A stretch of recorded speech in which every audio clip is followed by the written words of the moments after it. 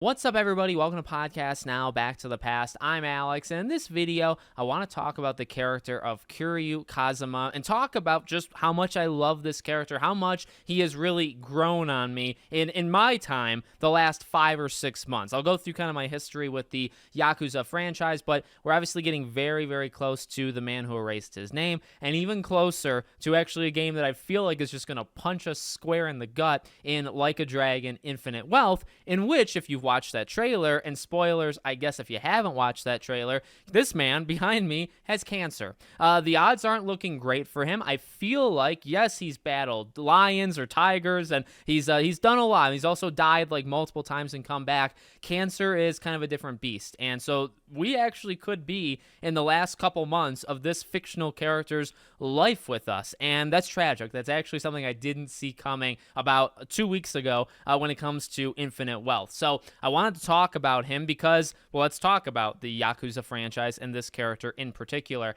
So I had never touched this franchise, even in the amount of knowledge that I had, and even like watching trailers or anything, very, very little. I actually bought Yakuza 6 when it first came out, and I think I even did like a giveaway on my channel. I did a lot on that game, and I played it for maybe like 6-7 hours, and I thought, this is fine, but that was a time, I think 2016 maybe was that game. It was a time in my life, and really I hadn't done it until 2020. I played a game for a couple hours, I left it. It was very, very little of me actually beating games. 2020, I fixed that issue, and I've never gone back since. So I never really got anywhere with it. That was my introduction, I guess, to Kiryu, and that was kind of it. Fast forward, I believe, till roughly February of this year, and I said, all right, I'm doing it. This is a franchise that I hear is legendary, but I've just never given it a shot. So let's go through Yakuza 0, and then let's go all the way through. And I did it. I actually feel very proud of myself because I played 7 of these games in the span of maybe 4 or 5 months, from February to, I think, July.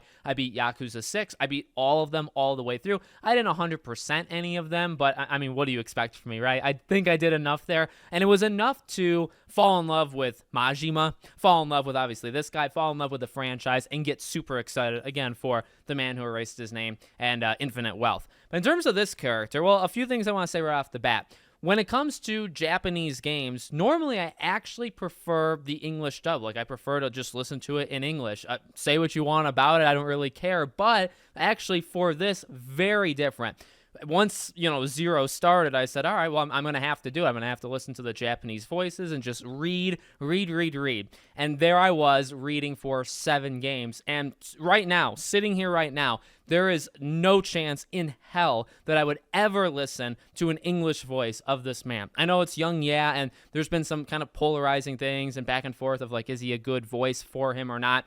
I personally am not even a huge fan of it, but you know what? Ultimately, it doesn't matter too much to me because, like I just said, why in God's name would I ever do that? Why would I go after listening to this man for 7 freaking games? Why would I start to listen to the English? So, a smaller thing, but just to kind of throw it out there where this is kind of odd for me. It's very odd that I would actually do something like this, and I think that helps it because the voice actor for this man is incredible. This character, in terms of bringing him to life, is just perfectly done. So I could never, especially if these are the last 2 games we get this guy, how could I listen to it not being officially him? Because Young Yeah is, yes, he is officially him, but he's not in my heart, if that makes any sense. Okay, in terms of him as a character, took a little while. I gotta be honest, took a little while because in Yakuza 0, obviously there's a lot of growing to do. There's a lot of setup to do. So I guess I did play it in the right order in a way, right? Because I played 0 and then I just rolled from it. Kiwami 1, so the remake. Kiwami 2, so the remake. And then all of the games that were all remastered, 3, 4, 5, and then obviously 6, right? So that's not the order that I think an okay amount of Yakuza fans went. Not all, because I think Yakuza 0 is still probably the most popular game in the franchise. I think it was the starting off point for a lot of people. And what's funny about it, and actually what probably hurts him the most in the beginning, is that I think Majima kind of steals the show. Now, I didn't really know Majima as this absolute psychopath, all right, this guy who's just kind of wild. I didn't really know of him as that because, you think, well, I didn't remember him from 6. I knew very, very little about anybody in these games going into 0. So it's a dual protagonist thing.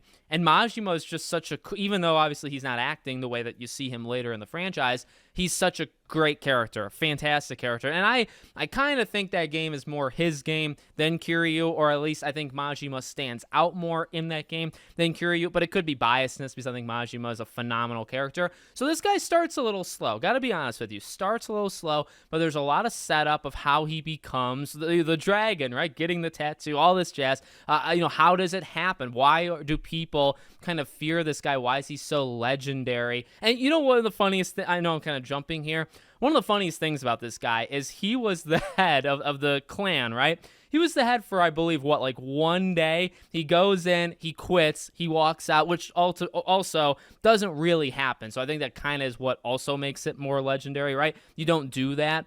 But he was like in that position for 1 day. I don't think that's why people fear him or why he's got such like a legendary kind of title to him. But it's just funny that so many people refer to him as the chairman, right? Like the former 4th chair. When he was it for literally 1 day, it doesn't really matter. Like in the grand scheme of things, he did nothing. They talk more about what he could do in that position more than he was actually in that position, right? So you had 0, and I'm not going to go too detailed. I kind of want to talk about like the path of me liking this character. It really, I think, did start with Kiwami 1, because you got to give the guy like the full game. So like him and Nishiki I thought was very interesting, especially coming off of 0. And 1 starts to build this dynamic where you're going to have this massive, I mean, yeah, like 0 has it too, but you're going to have this really big epic finale, and you're going to like flirt with death. Now, I think he flirts with death a little bit less in 1 than he does in some of the future games, but like you start to get there. But I think 1 was a really, really good building block of his power, his personality, why you start to like him. 2 continues to build on that, gives him a little bit of a love interest, right? And then flirts with like the death idea again at the end of the game. So slowly but surely, and here's where I'm going with this. 3 is an interesting one, but I think 3 came at the right time, at least for me, because 1 and 2, Kiwami 1 and Kiwami 2, really solidified this guy as, okay, this is a good character. Like, I'm starting to like him. I think he's just cool. I think that's like a big part of him. He's cool, but he's also caring. Like, Haruka is such an important character to his arc. She makes some really dumb decisions. She really messes up, I think, at the end of, I believe, 5, and then going in, like, there's just a lot of problems with what they've chosen to give her character. But at the same time, there's this love between this father, basically, figure, right, and his daughter in Haruka. And, I mean, that really does start in, well, not necessarily 1, but you go into 2, really, maybe like the second half of 1, just a little bit, right? But they start to build it up. 3 goes full on into the orphanage, and it's tough because he spends so much goddamn time in the orphanage, but I think, and I would say, if you started there, if the franchise with him starts in the orphanage, you're probably not looking at the greatest character,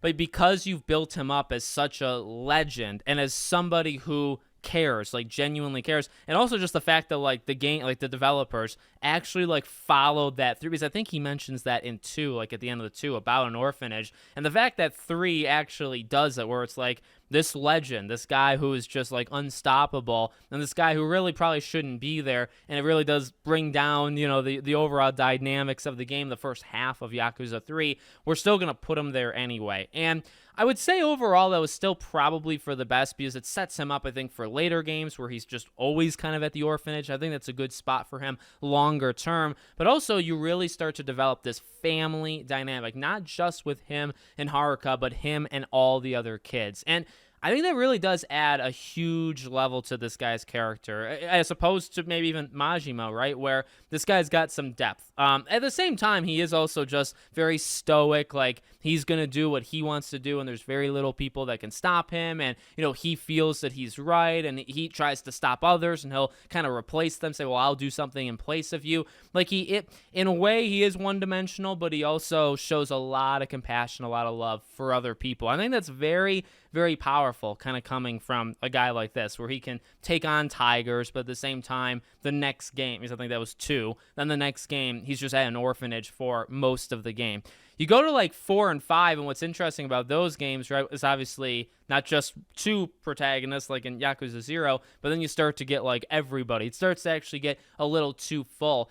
But I actually, again, like thinking back, even though it hasn't been that many months since I played it, I like where the story and plot lines kind of went, specifically with him, because he becomes a little less important, specifically in 4 and 5, but he's still strong. Like, he almost becomes a very, very powerful cameo to a point, right? Because obviously he has like his whole arc, but like in 4 and 5, you play as so many other characters that when you go to Kiryu, it's like you feel kind of at home. You say, oh, this is a character that I know how to fight at, like literally on the controller. You know how to play as him. You know what he's about. And then you get like a little bit more story from him, right? You get to kind of experience, oh, I wonder what he's been up to. Because largely his overall kind of plot stuff is not moving as fast, right? Because he's settled down, or he at least wants to settle down and kind of do this one thing. And then things kind of keep getting in the way. But glorified cameo, maybe that's not the right terminology. It's hard to kind of describe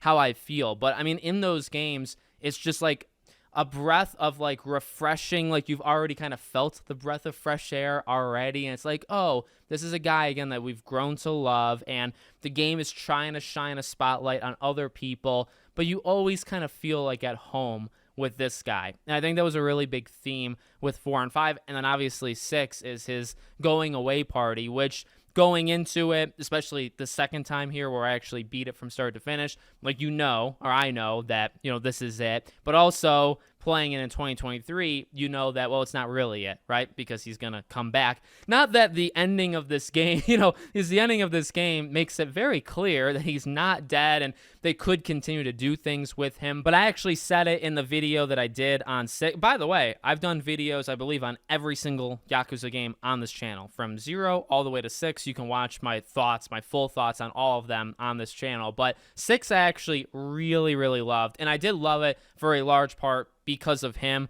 Again, like the Haruka and him kind of angle always, I think, like brings a smile to me. But this one in particular, I feel like was pretty divided with people. Like maybe him raising the kid and all that stuff. But I actually thought in terms of performance, he does phenomenal. In terms of like the stakes at the end of this game, I think is so, so good. I also, by the way, in all of these games, right, he almost dies. 5, he almost dies. Or 5 gets pretty close to killing him off without actually doing it. 2 kind of scares you because it like ends. I think it's the after credit scene where it shows him.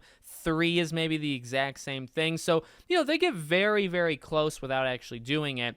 I would say, even though like going in, I knew he wasn't going to die, he'd be brought back. 6 gets the closest you can possibly get, where there's many people in the world that believe he's dead. Like when Majima and all of them are like reading the letter, it's like, holy dear God, like a lot of these people believe he's gone. Haruka believes he's gone. And I gotta say, and I said this in that video of 6, like the ending of him standing, kind of by the sidewalk of the orphanage watching, right, as the kid is crawling, is just so, and the music in 6 is so freaking good. But just that scene is so powerful. And it really does, I think, nicely kind of like tie everything up with a bow. This is a character, again, who's so powerful, so much fun to play as, gets hurt all the time, gets back up.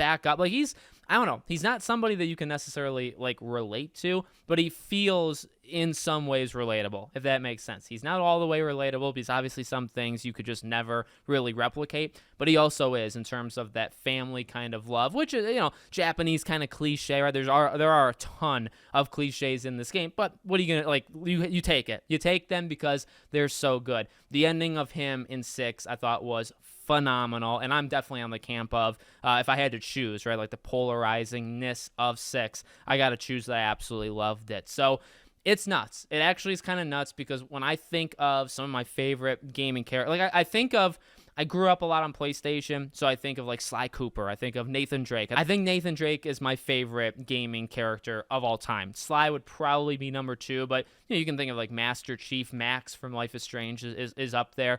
There's plenty. Kingdom Hearts characters, a lot of Kingdom Hearts characters are on my list. For the longest time, I could give you a whole list, and obviously Kiryu would never be on it because I never played these games. I truly believe in my heart, after playing them for 7 games in like a 5-month span, I think this guy has got to be on my list of like an all-time great gaming character. He's cool. He's got that kind of vibe to him where you can put him on like a list, or you can take a picture of him and put him on Twitter and say like, look at this legend, and kind of get a response from people. But you can also say it's not just that one-dimensional. He is a little, but he's not fully. He's actually a pretty okay rounded character in terms of the love he shows for others and kind of like his heroism. Like, he's a really, really good character that just kind of keeps going, right? Kind of keeps just like kicking on, and this could be it. And again, like, that makes me, I think that almost solidifies when I watch the Infinite Wealth trailer, in which he says like, I think you guys deserve to know, like, I have cancer. When I felt like in my heart sink, when I felt this literally could be it, because you can get shot and stabbed and stuff, or blown up and come back. Cancer just feels very different to me in this game, that he might very well not come back. It is terminal, so like, he should die from cancer. He should die most likely at the end of Infinite Wealth, right? My heart sinking and being very, very sad about even that possibility shows me this guy has made an impact on me in the last half year. And obviously before then, I wouldn't have even thought. I didn't even know how to. Still, I don't really know how to pronounce his name like perfectly, but couldn't say it. Couldn't tell you the first thing about him. Now I can. And now I feel like, yeah, he's one of the better video game characters I think we've ever gotten. So let me know what you guys think of the legend Kiryu Kazuma. Or technically, I looked on YouTube. Most people say it like that. Most people write it like that. Isn't it technically Kazuma? Isn't it technically Kazuma Kiryu? We won't get too much into the weeds in that one, but I'm pretty sure that's the right order. But you let me know what you think about him in the comments. Make sure, as always, you guys are subscribed, bell icon turned on, and I hope to see you all on the next one.